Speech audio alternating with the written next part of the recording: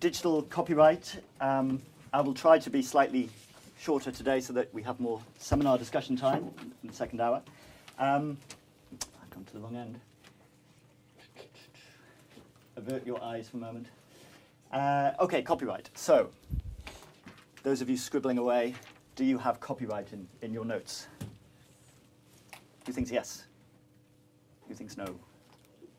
Why not? They're not so original, I guess. Like the level of originality is not high enough in order That's to have it. them protected.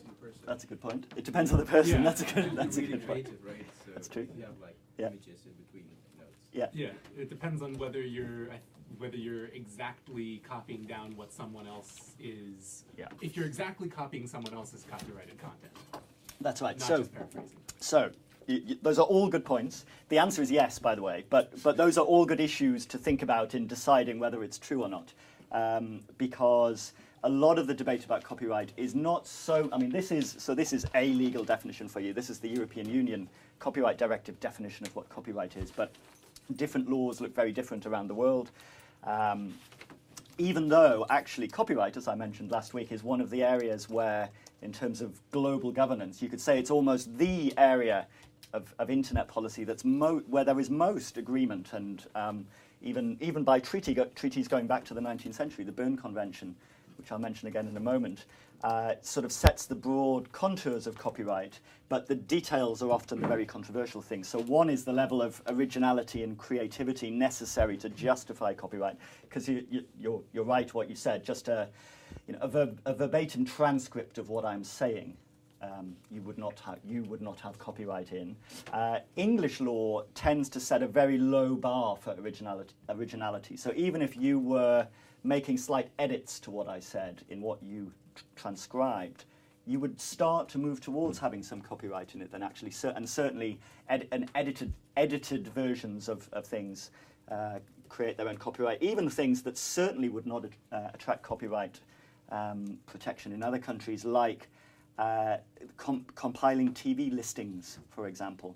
The English courts have held that the work required, the sweat of the brow test that they use in the creativity. Well, you've been creative. I'm not sure how you've been creative. You've selected the important channels that your readers want to look at, and printed the listings in your magazine and so on. But the key thing on here, I'll just circulate this, by the way. The key things that, copyright is an exclusive right to authorize or prohibit direct or indirect, temporary or permanent reproduction. So actually the temporary bit is very important when it comes to the internet and computers, because as you probably realize, your computer, everything it does is based on copying. It's taking data from a web page, copying it into the memory on your computer, copying it into the bit of memory on the graphics card that will display it on your screen, and so on. And so this is one of the reasons copyright has become more controversial in the internet era, because the scope of it has hugely broadened. But I'll say more about that. It's not just written and printed works. Obviously, it's phonograms, records, CDs, and so on. Performers. So if you were doing a stage play and someone was taking a video recording of it, well, as Arthur is of me here, I have performance rights in this performance to you. Broadcasting organisations of fixations of their broadcasts. So again, this is a largely European-specific aspect that you would not get in many other countries, that broadcasters get additional rights. They don't, even where they don't own the works that they're broadcasting, if they're showing a movie that they've bought from a studio, they get an additional layer of rights themselves, the broadcasters in that broadcast, the producers of first fixation of films and so on. So that goes back to 2001. This remains the most lobbied directive in history. People in Brussels have told me several times. Would you agree, Ben, who worked there? So there are amazing stories you can read about the process of this directive being produced in 1999, 2000, 2001, where, for example, the rights holders that were lobbying for stronger copyright protection, the music companies, the movie studios in particular, the publishers, would do things like hold concerts for MEPs, bring big famous pop stars along and hold free concerts for MEPs and their staff. People, I think, was this only software patents, or did it also happen with the copyright directive that people were sailing up and down outside the Strasbourg building I can't remember that detail actually. Well, craziest things happened. MJ Superstar was in the building. Yeah, but really, I mean, this is really a really, hilarious from the outside. Not hilarious when you see the damage it does to the economy, but aspect of copyright policy that it's so celebrity-driven. Even Andrew Gowers, who was the editor of the Financial Times until the middle of the last decade, who was commissioned by the government, the UK government, I think it was towards the end of Blair being Prime Minister, to write an independent review of intellectual property policy. He wrote a review. It said lots of sensible things, and basically the government ignored it because of heavy lobbying, and so much so that a few years later, the minister at the time, I think it was Andy Burnham, was making the latest sort of starstruck speech. He just met a pretty washed-up pop star, actually, not even a current pop star. And Andrew Gowers wrote a letter to the FT saying, what is it about pop stars that causes ministers to go soft in the head whenever they consider copyright policy? And more recently, again, following a trend, David Cameron commissioned an independent review of intellectual property by Ian Hargreaves, who was a professor at, I think, Bournemouth University and is just moving to Glasgow. And again, there's a growing concern amongst campaigners from the other side, you could say, the digital rights campaigners and so on, that all of this, a lot of the very sensible suggestions from that review are equally being lobbied very hard against by the rights holders. The government has proposed, for example, giving people much more flexibility under copyright law to do things which you probably think are legal, but I'm sorry to disappoint you, like copying your own CDs onto your own iPod is actually breaching copyright law in the UK. There isn't a general right to make a private copy of a copyrighted work that you have legally acquired, or making fun of a work. Say you did a parody of a speech. In England, you're risking that the person that wrote the speech and performed the speech suing you for copyright infringement. That certainly wouldn't happen in the US. The policy history of copyright goes back about 300 years. So it's not the eternal thing that you might sometimes imagine, especially listening to rights holders' lobbying groups. It's not a sort of fact of life or natural law that copyright exists. It was very deliberately introduced for specific purposes in the 18th century that you can see there. So the Statute of Anne was basically the world's first copyright law. It was in England under Queen Anne, and the point of it was to encourage learned men to compose and write useful books. The US Constitution echoed that, promote the progress of science and useful arts, and that's still the constitutional basis in US law for copyright law. The continental European approach is slightly different. So droit d'auteur is the French author's right. German law has a similar concept with an amazing compound word that I can't think of. Do you know it? Begins with U. Yes, that's the one. And that's more focused on, rather than the economic justification in Anglo-American law that you can see there, the sort of more utilitarian justification. Author's right in continental European law is more about the fact almost that a creation is almost like a child of the author, that they've given birth to it, and therefore they should have some rights over how it's used. And it goes significantly further than just the economic purpose, which I'll show you in a second.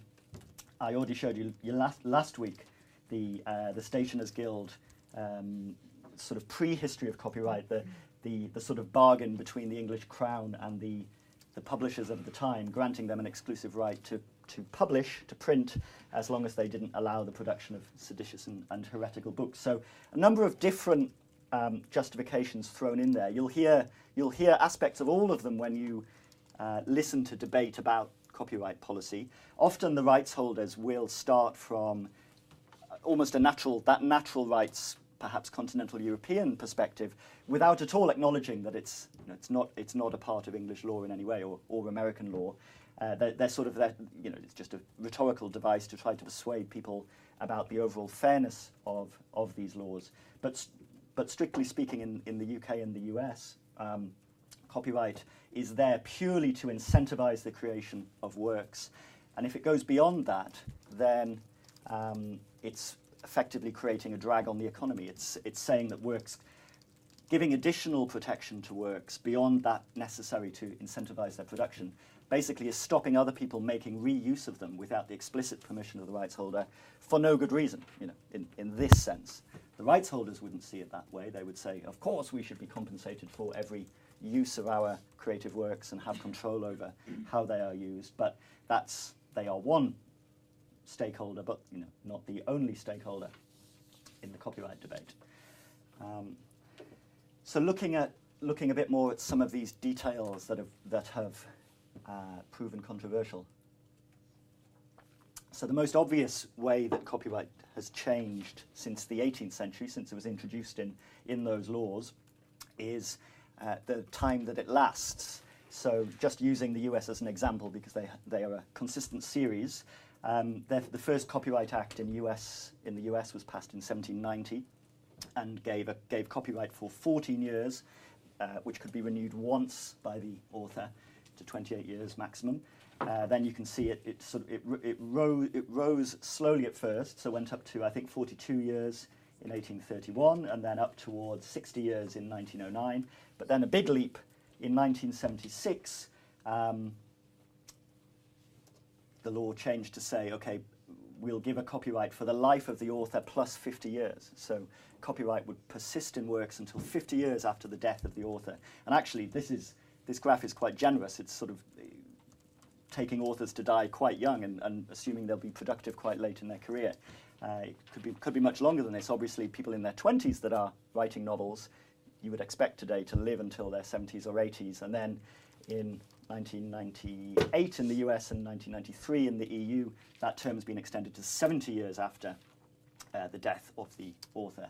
And so actually a great deal of the culture of the 20th century, even the early 20th century, the authors still have, the authors and their heirs still have control over. I was going to say, I think the big thing for extension of copyright is Disney's works. Okay, there we go. Indeed. So again, looking at the lobbying that what led to that leap in '76 and then '96. Well, 98 in the US. That in particular was very much to do with Disney, the corporation, because the earliest Mickey Mouse cartoons were about to go out of copyright, and heavens, non-Americans might make use of Mickey Mouse in ways that Disney Corporation did not like. And so Disney and other rights holders lobbied Congress heavily. I think the act is called the Sonny Bono Copyright Term Extension Act, after, you're probably far too young to remember this, but Cher's husband, who was very famous in the 60s and 70s. This was almost his sort of, he was leading the lobbying from the artist side, because all the congressmen knew who Sonny Bono was, that led to that act. That's not unique to the US, that obviously corporations tend to have a lot of lobbying power in the US, but not only in the US. In the UK, if you look at Section 301 of the UK Copyright Act from 1988, it is specifically to extend indefinitely the copyright in the play Peter Pan. Does anyone know why English law has a special Peter Pan copyright clause? This one's not quite so corrupt as the Disney Copyright Term Extension Act. It's because the author of Peter Pan, J.M. Barrie, left the copyright to Great Ormond Street Children's Hospital, and they make a lot of money from it.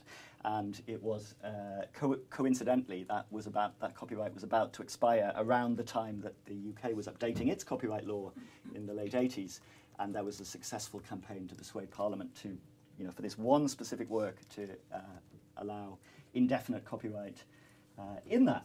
So, I mean, slightly more democratic and publicly supported, I would suspect, than the Mickey Mouse Act. But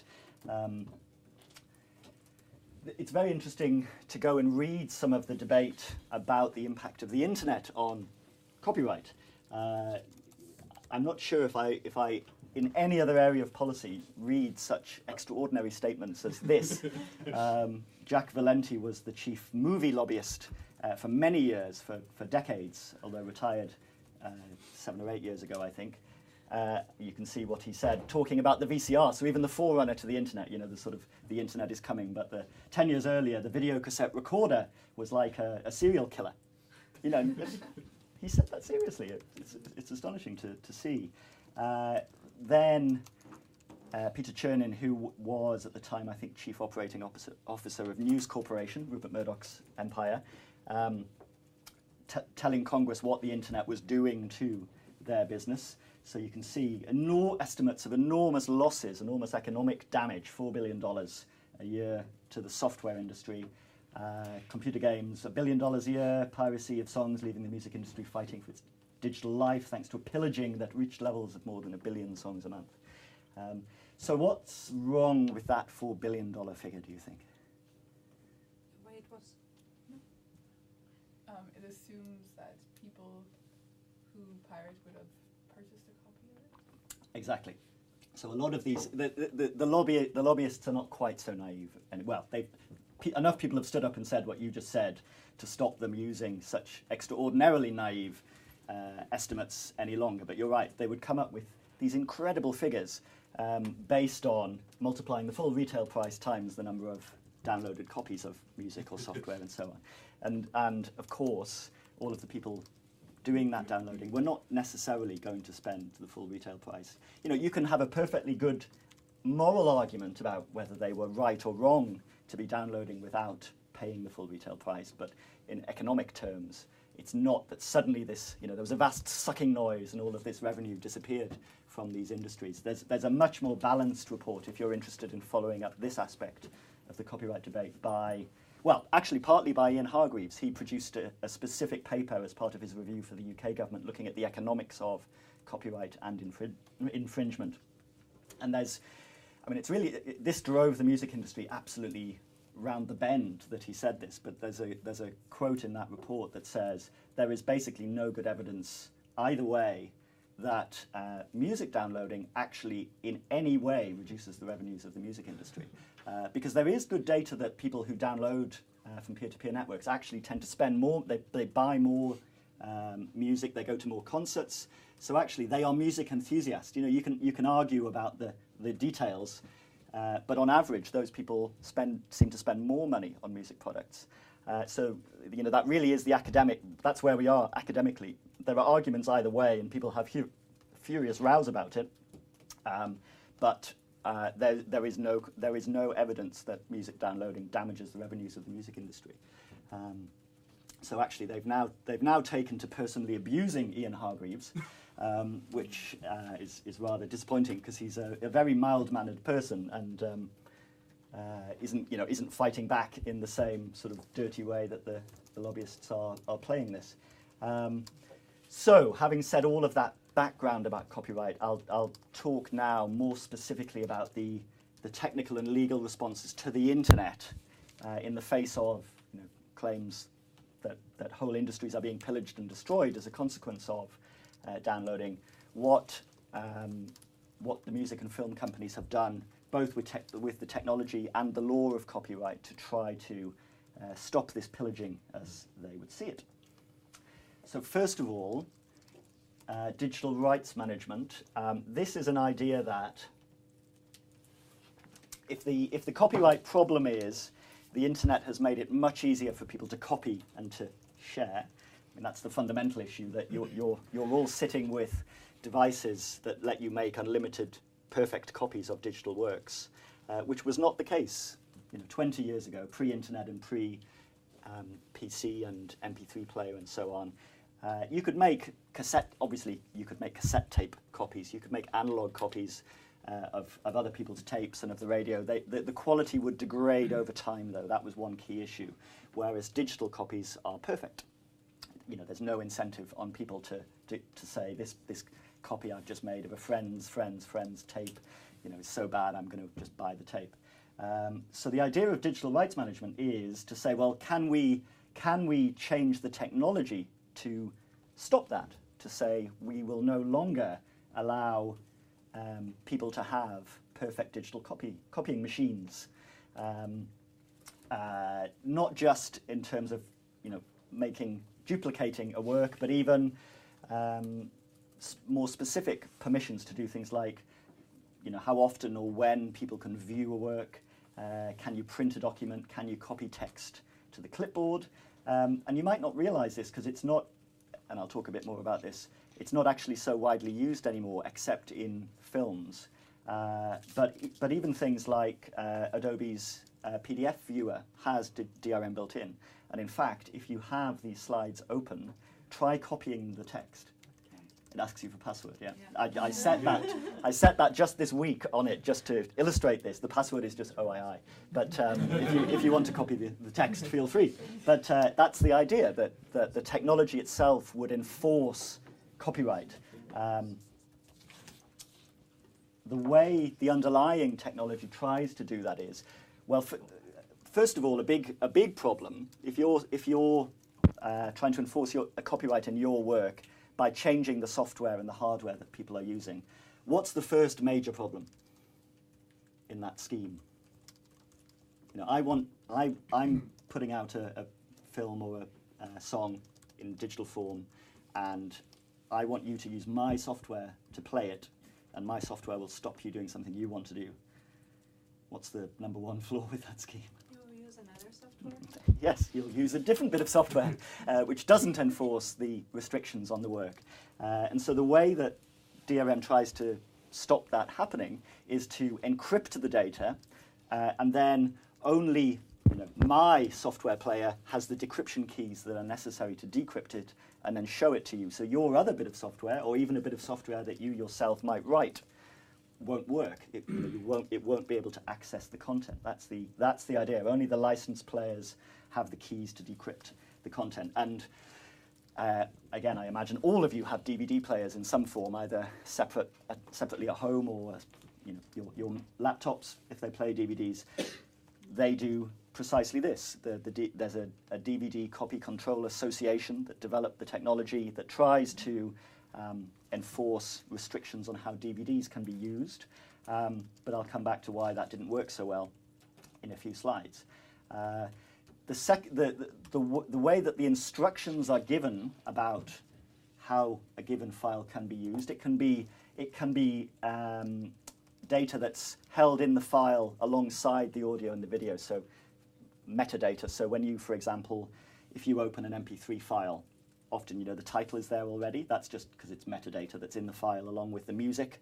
So you can put restrictions on how people use a file in the file format if it supports it, like MP3s do, or you can watermark the data itself.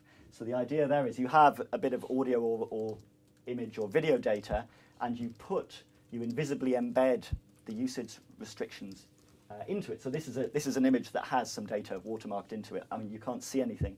That's the point, that the watermark doesn't change, isn't visible to your eye. It doesn't spoil the perception of the data, but that it's hard to remove.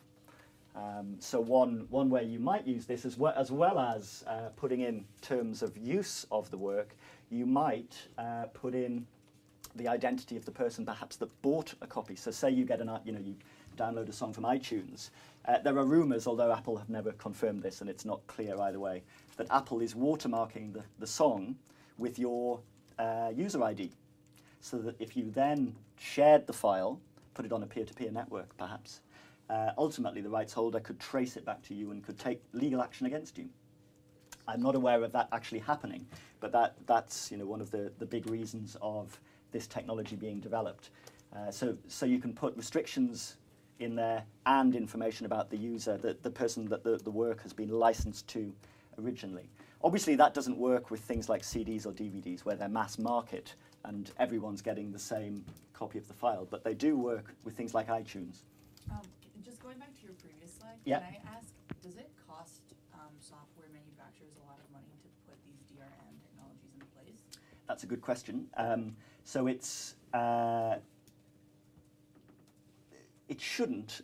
From an economic perspective, the rights holders want to encourage the software companies and the hardware companies to build in this stuff into their systems.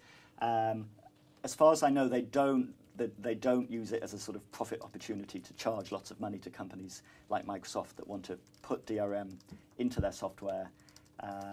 The technology itself is quite simple, again, so it's not something that it's going to be difficult for a company to build in. It's not like they're going to have to go out and hire a load of specialized, expensive programmers to put the technology into their systems.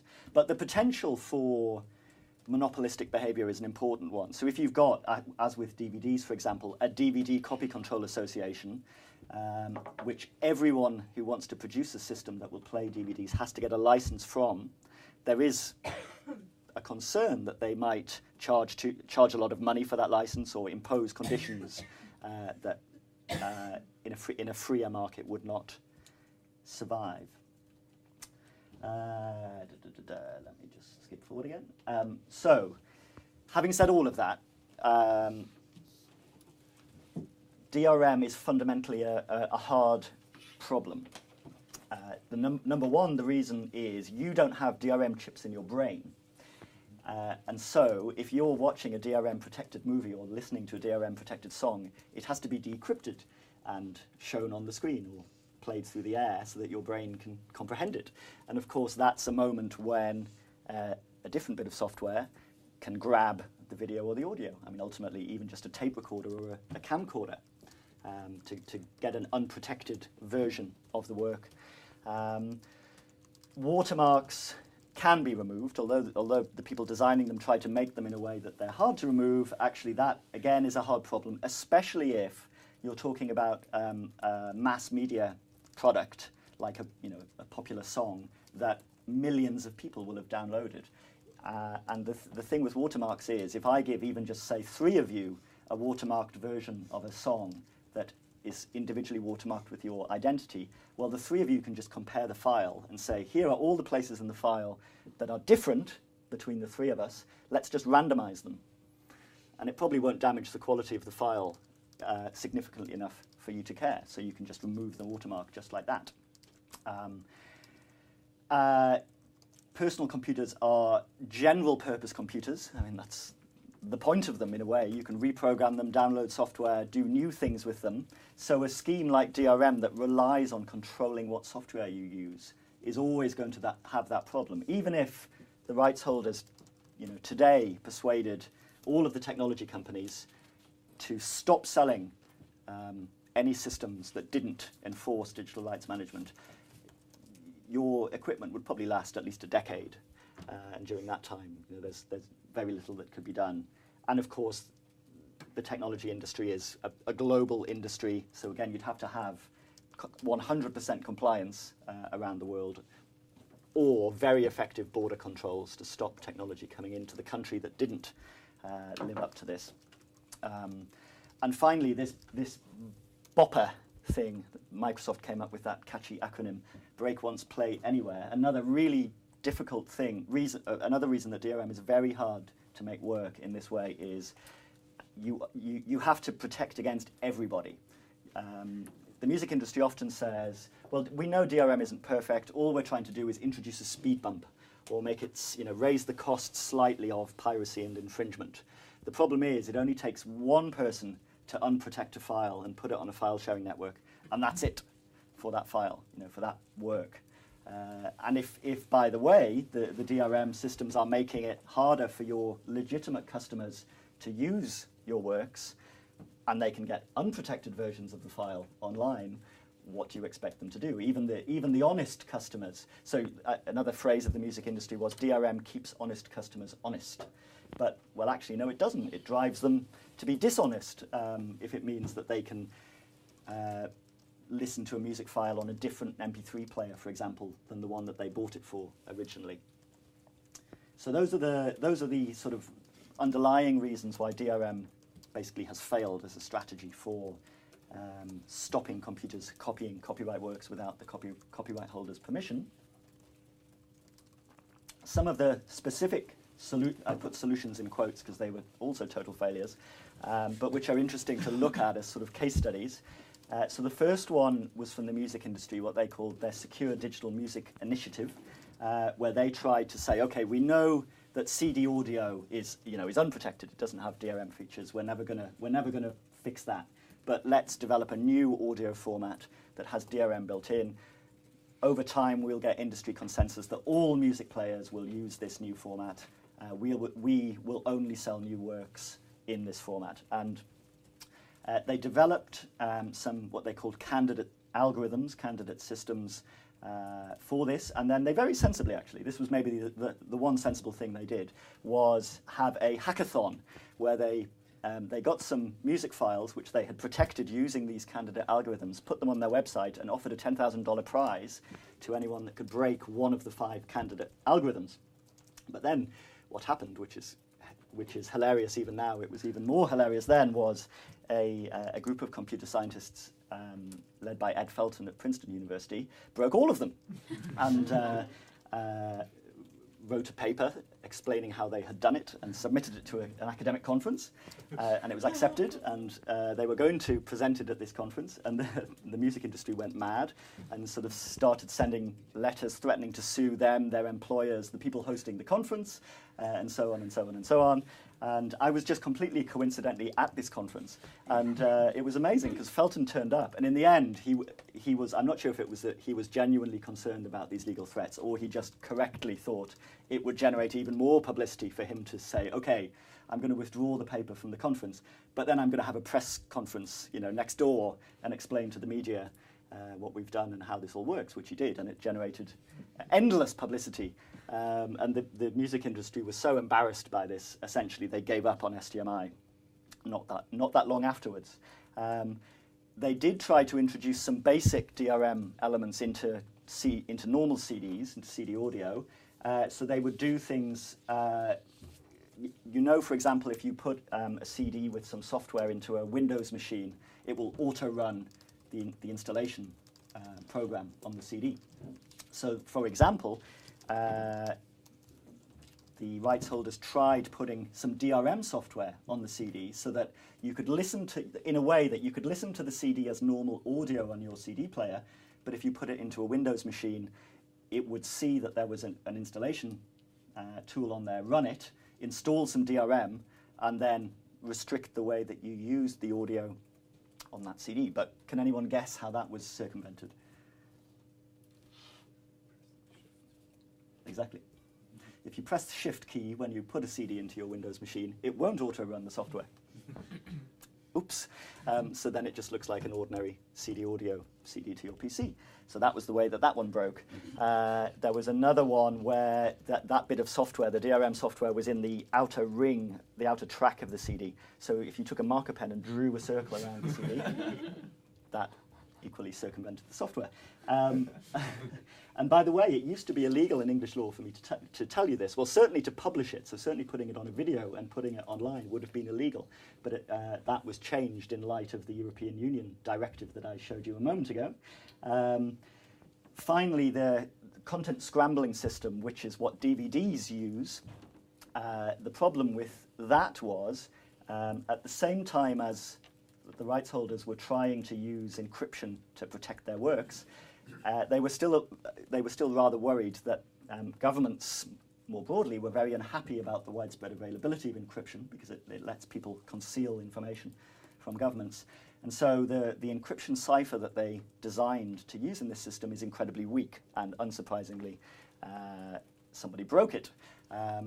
But at the same time, even apart from that, somebody else, who was a Norwegian teenager called Jon Johansen, found a key that could be used to decrypt DVD video in another software player, and he put it into a bit of Linux software, because up until that point you couldn't watch DVDs on Linux because the DVD Copy Control Association wouldn't allow Linux DVD players to be created, because there's a fundamental tension between open source software and DRM. If you write a bit of software that controls how your users use something and it's open source, well, what will your users do if they're geeks? They'll take those bits out of the software. They'll upgrade the software. And so the Copy Control Association originally wouldn't allow open source players. So this 16-year-old produced this Linux player, and it was widely distributed using this key that he or someone else, I forget the exact details, had got out of another licensed DVD player. And the movie industry, he was Norwegian, persuaded the Norwegian police to arrest him and his father and to seize their PCs as a consequence of this, even though there was nothing in Norwegian law at the time that looked even remotely like it would prohibit this. And the first court hearing found him guilty of trespass on his own DVDs. But then the appeal hearing, which I think was 2 years later, it, really dragged on. It would have been dreadful for a 16-year-old to go through that. He won an appeal saying there was nothing in Norwegian law that prohibited what he had just done. The reason that the music industry and movie industries thought there was that actually, alongside this technical strategy of trying to introduce DRM into the wider media player ecosystem, they persuaded governments to change copyright law to actually make it explicitly illegal for people to circumvent these digital rights management systems without authorization. So WIPO is the UN World Intellectual Property Organization. They agreed 2 treaties in 1996, the Copyright Treaty and the Performances and Phonograms Treaty, which both explicitly say member states shall make it illegal for people to circumvent DRM, and particularly to prohibit the sale of products and services that allow the circumvention of digital rights management tools, or they call them technological measures in the treaties. Those international treaties were turned into national law in the US in the Digital Millennium Copyright Act, the DMCA, in the EU, the Copyright Directive that I already mentioned. That strategy, because the technology was so weak, essentially failed. You can pass all the laws you like saying it's illegal for people to circumvent DRM and to sell devices that allow people to circumvent DRM.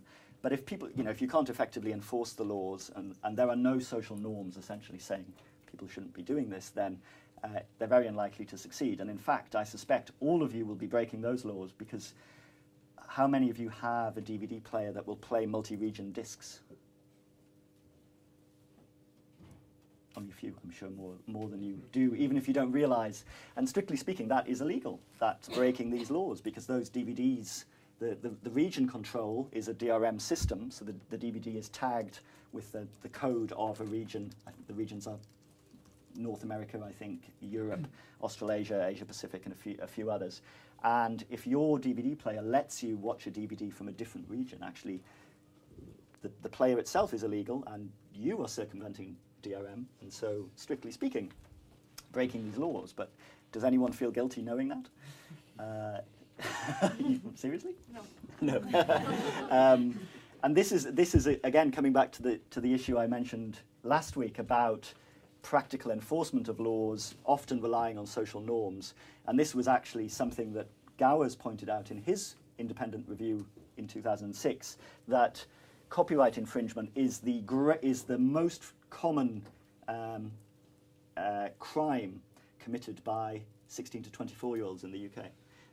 So it's really damaging people's respect for the rule of law fundamentally, which is not something that politicians should be doing.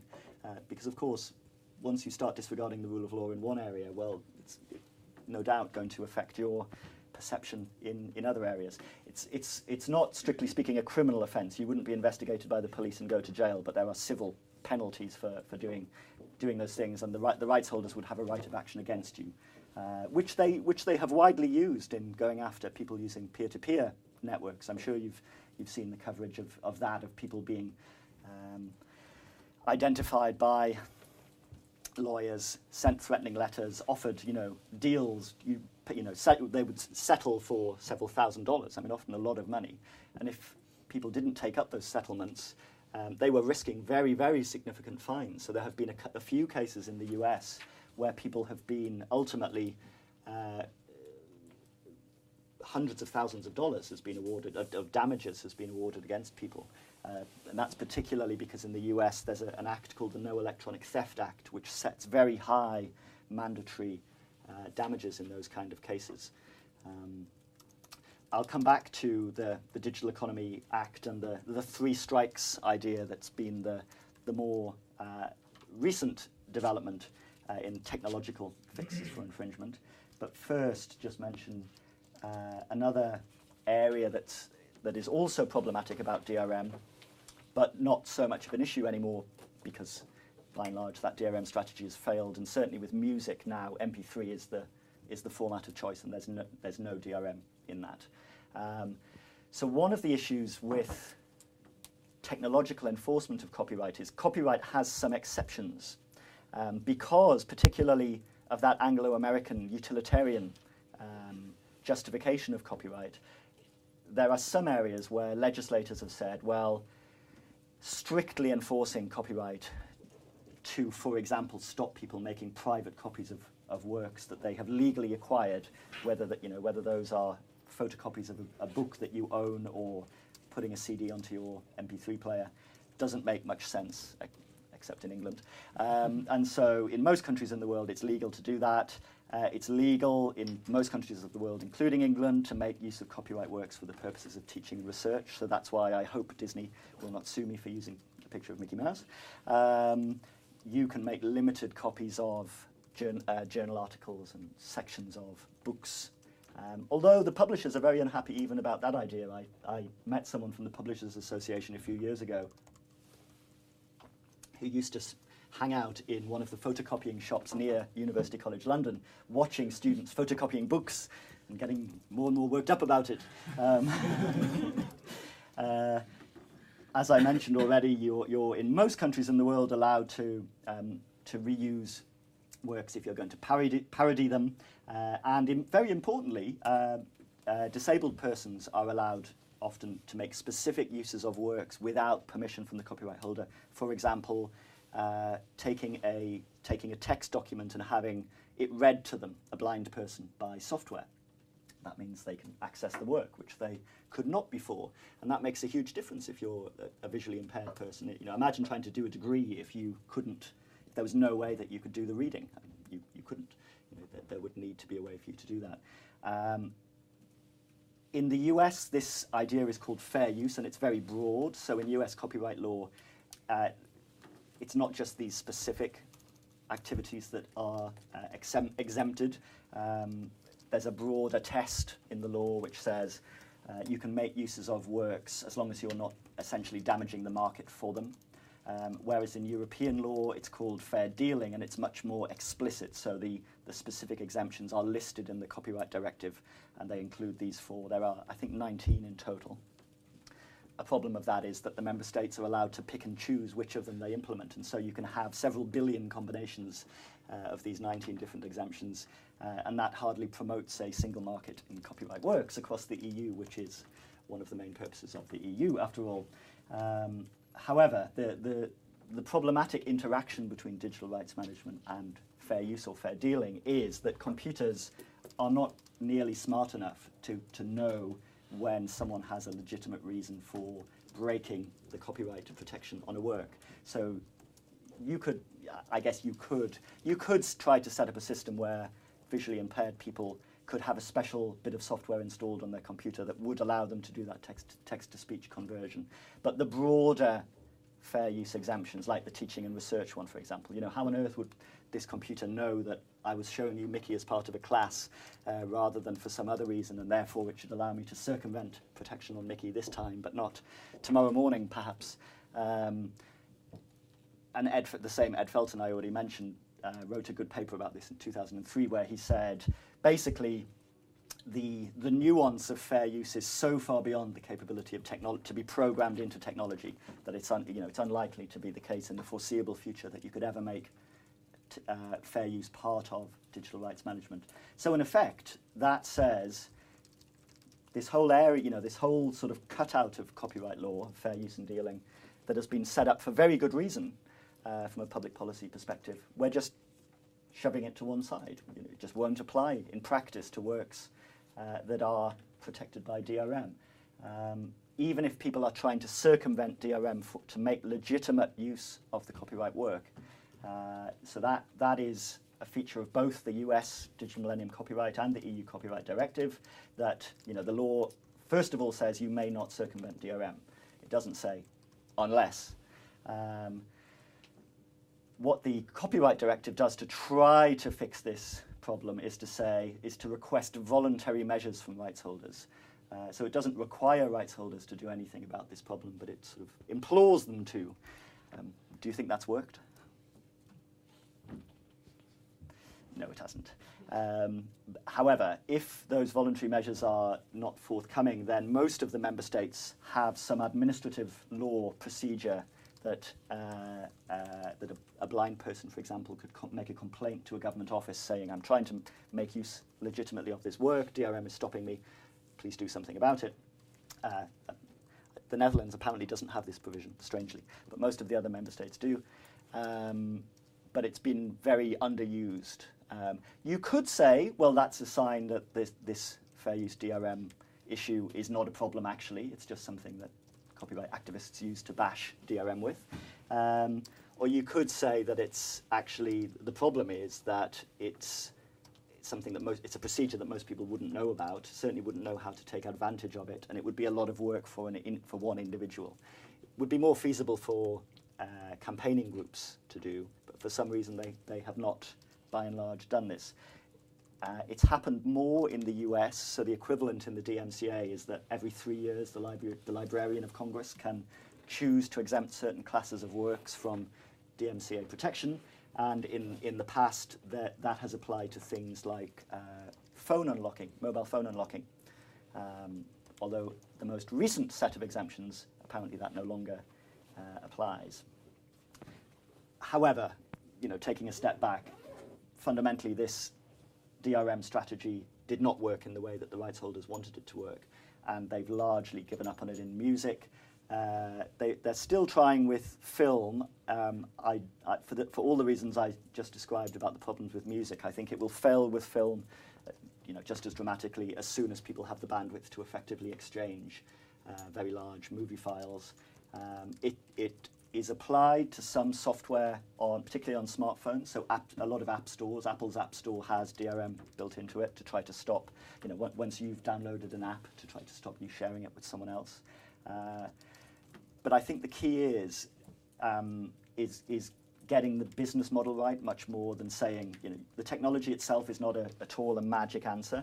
I think what the rights holders need to do is offer works to people at a price they're willing to pay for them, and which will still remunerate the artist appropriately, but not gouge people for prices that people are just no longer willing to pay. So, having said all of that, the more recent, as I mentioned, the more recent efforts moving away from digital rights management has been to use web blocking to get laws passed, like the UK's Digital Economy Act from 2010, that make it easier for rights holders to go through some procedure, whether that's through a court or some administrative procedure, to identify websites that are enabling large-scale copyright infringement, and then order internet service providers to block access to them. There was already a feature of UK law from 1988 that allowed rights holders to do that through the courts, which indeed they did in a case against the Newsbin site last year, where the rights holders went to the High Court and said, there's this site, the English courts have already determined that this site is facilitating large-scale copyright infringement, and we would like the High Court to issue an injunction against UK internet service providers, ordering them to block access to this site by their customers. And the High Court did that. And the decision is very interesting to read, actually. It's sort of it goes through almost every point that all of the rights holders had argued and that the ISPs had argued against, and compares some of the other European member states' laws on this. So it's a sort of nice place to go and find a broad survey of how these blocking laws are spreading across Europe and how they're being used. In practice, the rights holders would still like to go a lot further. They don't want to have to go to the High Court every time a new Pirate Bay pops up. So actually there has subsequently been a case against the Pirate Bay site, and again an injunction issued against the Pirate Bay site. But of course those sites can pop up and pop down and re-emerge, and it's like whack-a-mole, and it's expensive to go to the High Court. You have to pay expensive lawyers to go and make the arguments to the court, and expensive experts to turn up and testify and give evidence about the efficiency or otherwise of this approach. So the rights holders would like a much simpler, broader version of this to be put into law. And actually, Section 18 of the Digital Economy Act would enable that, but the UK government has said, for now, we're not going to bring that into force because this injunction approach has worked. You know, that the rights holders have got injunctions from the High Court against some of these big sites. And so for now, the government won't bring that part of the Act into force. In the US, huge publicity, of course, over the Protect IP Act in the Senate or the Stop Online Piracy Act in the House of Representatives. And those would have included some of these blocking provisions. Particularly, they would have forced DNS, companies operating DNS servers, to essentially take out pirated sites facilitating large-scale infringement from their own DNS servers and point people towards the FBI website, for example, rather than allow them to connect to it. It would also have allowed rights holders to much more easily get injunctions against financial intermediaries like credit card processing companies to stop money flowing to companies that have been identified as facilitating large-scale infringement. But as you know, there was a huge backlash against those acts, including Wikipedia going dark for a day. So much so that, for now at least, that legislation is stalled in Congress.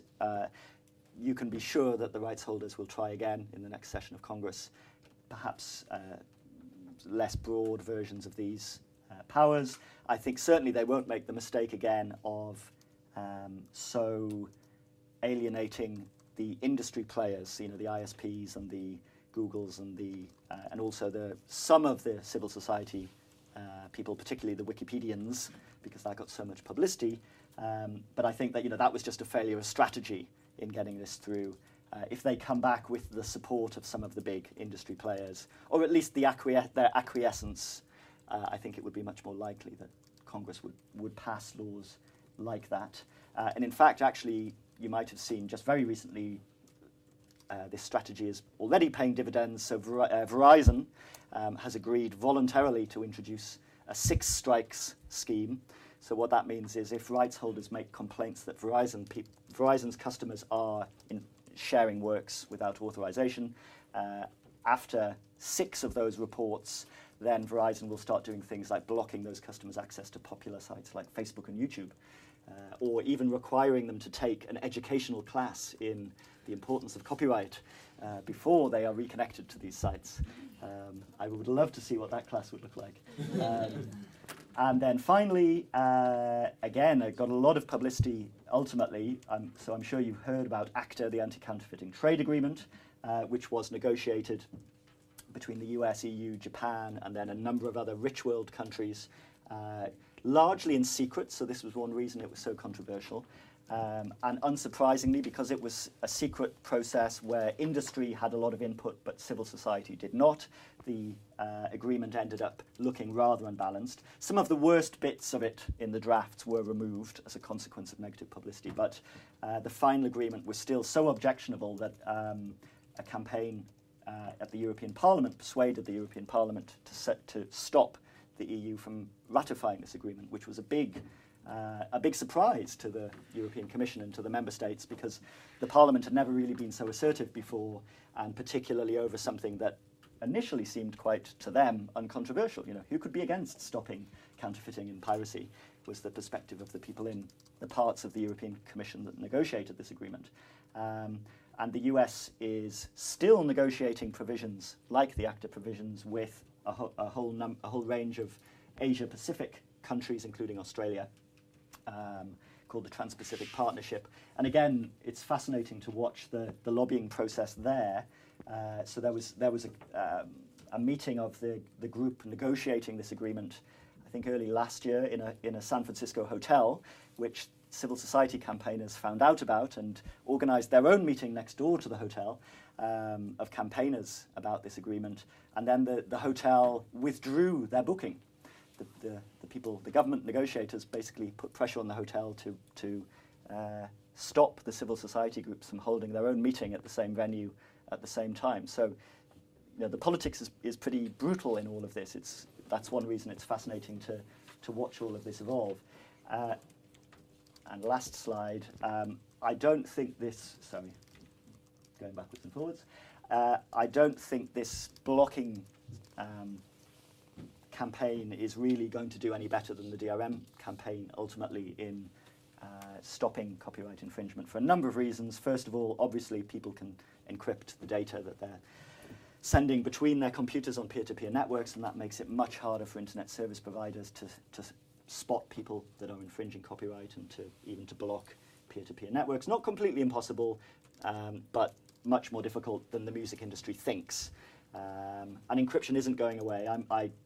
I talked about this even 4 or 5 years ago to a music industry group of lawyers, and their response was, well, we'll just get governments to ban encryption. And I said, governments have tried very hard to do that for the last 20 years and have given up. And even after 9/11, governments were not willing to reopen that battle. So I promise you they're not going to reopen it for the purpose of blocking peer-to-peer file sharing. Obviously, it's very easy for sites like the Pirate Bay to shift from server to server to server, to share content with other servers. You know, even if you get a court injunction telling ISPs block access to this server over here, well, of course they can move.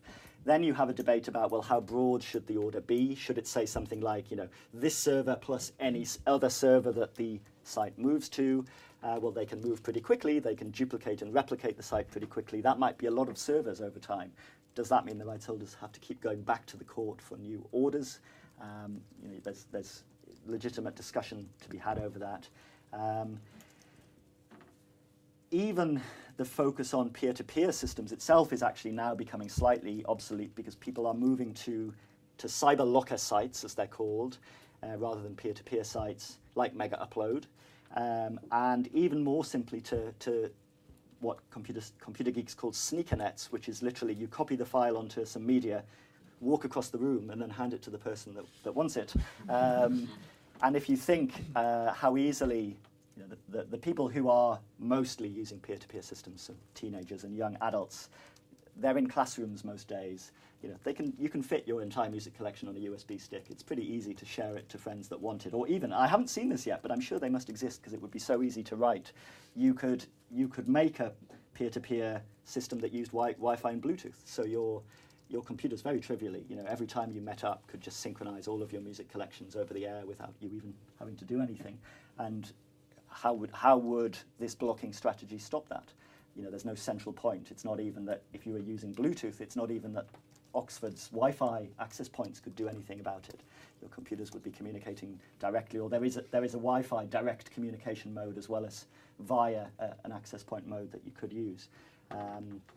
The DNS blocking idea really doesn't work because it's absolutely trivial for you as users to change which DNS servers your computer talks to. So if your ISP's DNS servers start lying to you about where sites are that you want to connect to, you just use someone else's DNS servers anywhere in the world that aren't doing that. And of course also, a much broader and more fundamental issue in all of this is what impact does DRM and blocking and so on have on freedom of expression and on people's privacy? So if legislators are saying, you know, the only way of saving copyright is to force ISPs to monitor all of the data that's flowing across their networks looking for copyright infringement, well, that's pretty intrusive of their customers' privacy, unless they're using encryption. If legislators are passing laws that allow rights holders to trivially get sites taken down because the rights holders allege that they are infringing copyright, well, clearly that has a big impact on freedom of expression. And at the very least, what civil society groups would argue is any of these laws, any of those kind of provisions, you should have, only courts should be able to do that, that a court, as the UK High Court did in the Newsbin case, has to consider the evidence from both sides, has to say, well, first of all, is this a site that's mainly being used for large-scale copyright infringement, or is it actually something, just a site that perhaps is a bit embarrassing to rights holders or other powerful interests like politicians, and then balance the freedom of expression issues against the important copyright enforcement issues. Please don't mistake me for saying, you know, copyright is absurd and completely defunct, although I think the way that it's enforced needs a lot of discussion. It is important, and it indeed is a fundamental right in European law that people should be compensated for their creative works, but how you do that in a way that continues to allow artists to make a living from their creativity, but doesn't needlessly damage freedom of expression or privacy or block the economic value of all sorts of reuses that you might make of works if copyright law was more flexible, I think is the key issue with copyright. So that's it for copyright. Any specifics on those slides rather than broader discussion you would like me to clarify? Yeah? How does the German GEMA blocking of YouTube work? So there are different ways you can implement blocking. You can get your ISPs to do it. If you can persuade the companies themselves to do the blocking, that's much more effective. So I think what has happened there is that, and this is what happened with Twitter recently, very recently as well, where they were Twitter were blocking, I think, a Nazi Twitter user within Germany, but not elsewhere. If you can persuade the people that are hosting the content, the Googles and the Twitters and so on, they can choose. There are no laws that yet really compel them to do this. They can choose to block access to it from a specific country. And that has less of a negative impact on freedom of expression than just completely taking it down, which blocks it to everybody. And it does give more respect to national sovereignty and decisions about sites, which, for example, in Germany, entirely legitimately, democratically, Germany and France and a number of other European countries had laws blocking the denial of the Holocaust, for example. I think Joss will talk more about that in the freedom of expression and censorship lecture, which is in a week or two. But that's an interesting issue. It's again imperfect because even if Google are stopping German users accessing it on a Google site, it doesn't stop people putting on non-Google sites. It doesn't stop people pretending their computers are not in Germany through various technical means. Geolocating computers, deciding which country a given computer is in, is a very imperfect technology and unlikely to improve anytime soon. Any other specific points? Yeah. You mentioned the trips and the trims of the WTO. Yeah. Could you elaborate a little bit more on this? Yes. So TRIPS is the agreement on. You don't have to note this and learn all these acronyms, but it's an interesting contrast to the WIPO copyright treaty that I already mentioned. TRIPS is the trade-related. What is it? Agreement on trade-related aspects of intellectual property rights that is part of the agreement establishing the World Trade Organization in 1994. It has a lot to say about copyright, but interestingly, it doesn't say any of this. It doesn't have any of these DRM or blocking.